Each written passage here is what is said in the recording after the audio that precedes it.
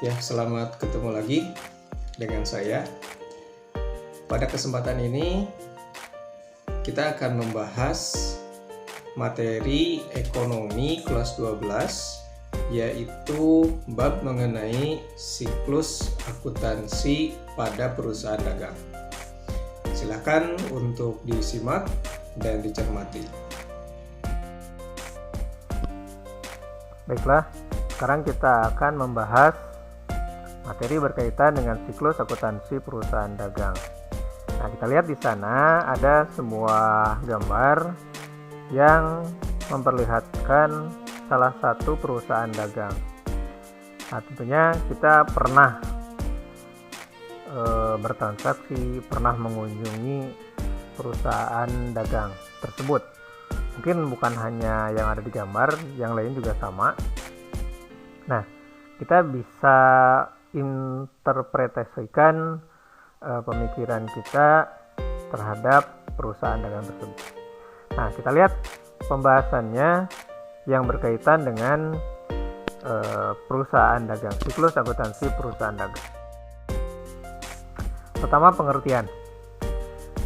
Perusahaan barang dagang adalah perusahaan yang bisnis utamanya membeli barang dari pemasok dan menjual lagi ke konsumen tanpa mengubah wujud barang tersebut. Jadi perusahaan dagang ini hanya membeli barang dari pemasok atau misalkan dari perusahaan lain, kemudian disimpan, nah kemudian mereka dijual kembali. Kemudian mereka akan mendapatkan keuntungan. Nah, jadi tidak ada proses perubahan bentuk dari barang yang akan dijualnya. Itu pengertian dari perusahaan dagang.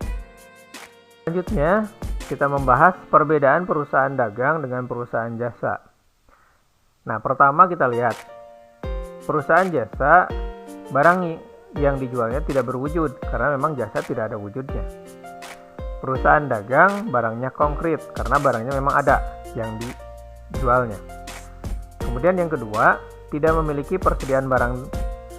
Jadi tidak ada persediaan dalam perusahaan jasa.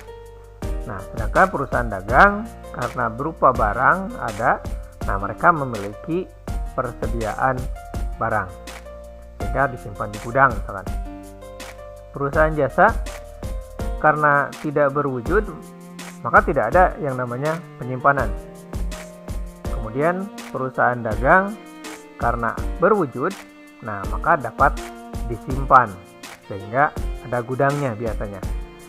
Kemudian perusahaan jasa tidak dapat dibagi dalam bagian terkecil karena memang utuh ya, karena jasa itu tidak bisa dibagi-bagi. Nah, beda dengan perusahaan dagang. Nah, kalau perusahaan dagang bisa dibagi ke dalam bentuk terkecil. Contoh misalkan barangnya 1 dus. Nah, di dalamnya ada bagian-bagian terkecilnya. Nah, itu yang dimaksud yang bisa dibagi-bagi dalam bagian terkecil. Itu perbedaan dari perusahaan dagang dengan perusahaan jasa.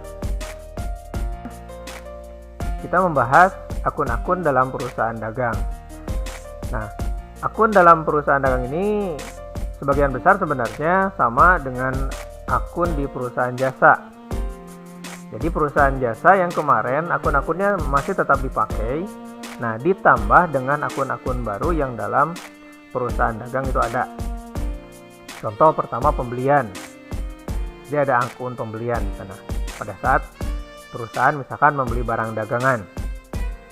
Yang kedua ada retur pembelian. Nah, ini artinya jika barang yang dibeli oleh perusahaan kemudian tidak sesuai spesifikasinya, nah itu akan dikembalikan. Kemudian ada potongan pembelian, jadi diskon yang didapatkan perusahaan dari pemasok. Kemudian ada penjualan. Nah, penjualan itu berarti perusahaan menjual barang kepada konsumen. Kemudian ada retur penjualan. Nah, artinya di sini barang yang sudah dijual kepada konsumen tetapi karena tidak sesuai spesifikasinya dikembalikan lagi. Nah, sehingga muncul yang namanya retur penjualan. Selanjutnya ada potongan penjualan. Nah, jika perusahaan memberikan diskon kepada konsumen. Selanjutnya ada beban angkut pembelian. Nah ini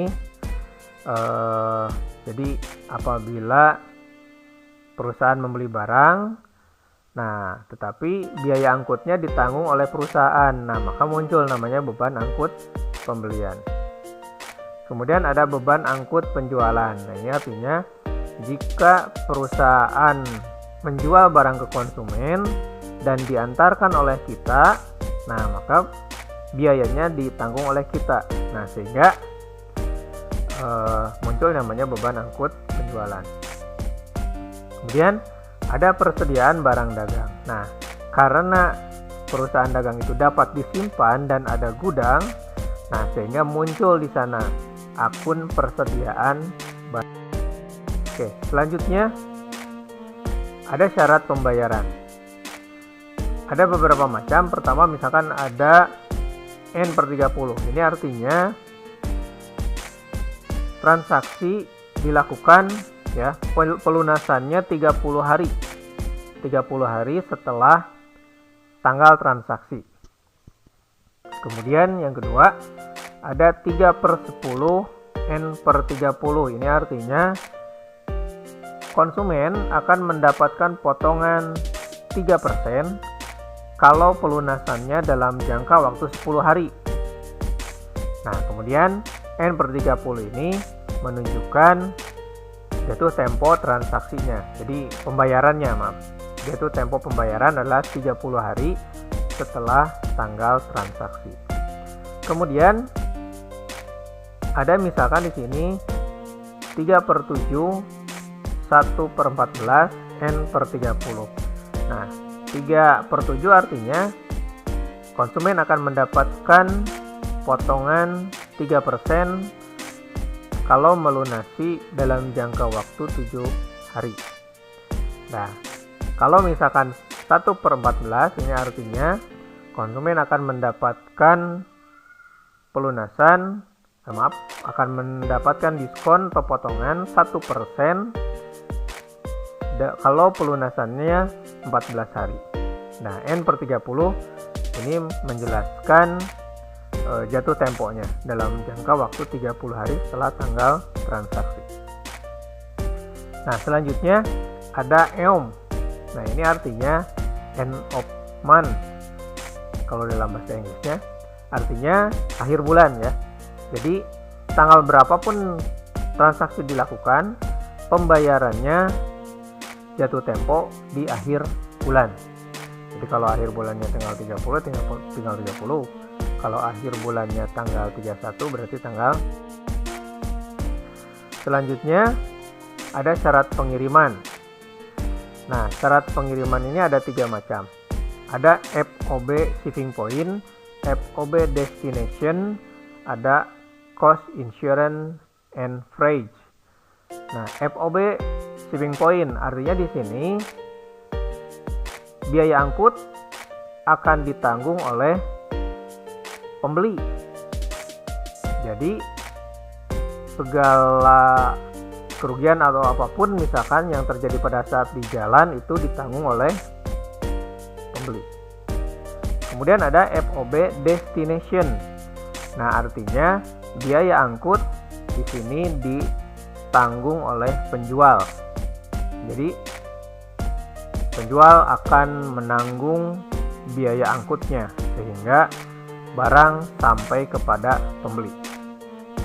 Nah, yang ketiga cost insurance and freight. Nah, ini artinya biaya asuransi dan lain sebagainya yang timbul di perjalanan dari gudang penjual ke gudang pembeli itu akan ditanggung oleh penjual. Nah, itu syarat. Selanjutnya dalam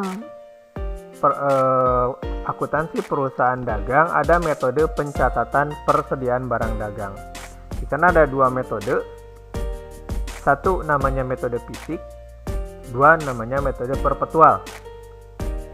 Metode fisik artinya melakukan pencatatan atau mutasi perpindahan barang yang keluar maupun masuk tidak akan dicatat. Jadi di sini pada saat barang keluar masuk setiap hari atau misalkan setiap minggu tidak dicatat pada hari itu, tetapi akan dilakukan secara periodik.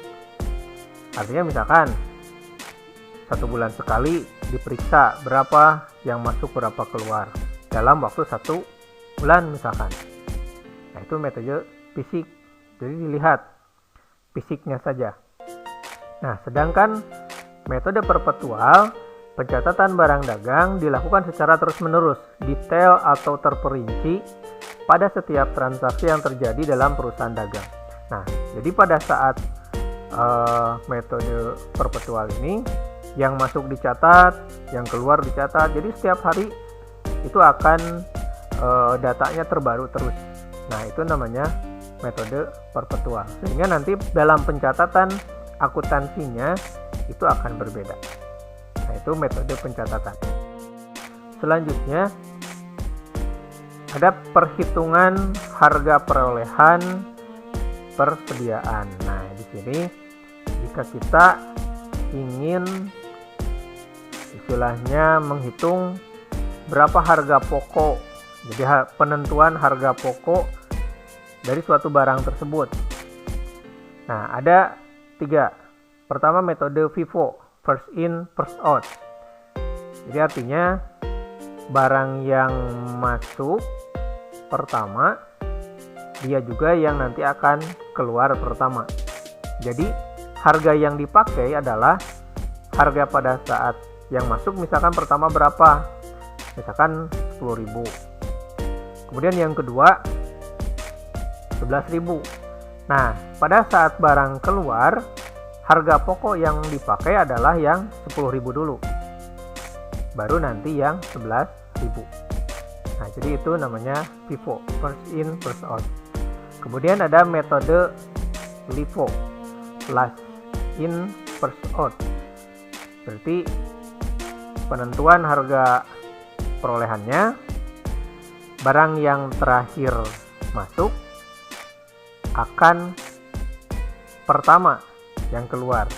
Misalkan tadi yang pertama masuk 10.000, kemudian yang kedua 11.000. Nah, kalau dalam LIFO berarti harga yang dipakai untuk pada saat keluar adalah yang 11.000 dulu, baru nanti yang 10.000.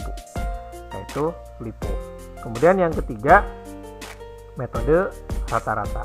Nah, metode rata-rata ini artinya dirata-ratakan, dijumlahkan. Dijumlah misalkan 10.000 ditambah 11.000 nanti dibagi 2. Nah, berapa rata-ratanya? Nah, itu perhitungan harga perolehan persediaan. Mungkin itu saja yang dapat saya sampaikan. Semoga bermanfaat dan kita diberikan kesehatan selalu oleh Allah Subhanahu wa taala. Tetap semangat dan jauhi kerumunan. Selamat mengerjakan tugas-tugas dari guru semuanya. Terima kasih. Assalamualaikum warahmatullahi wabarakatuh.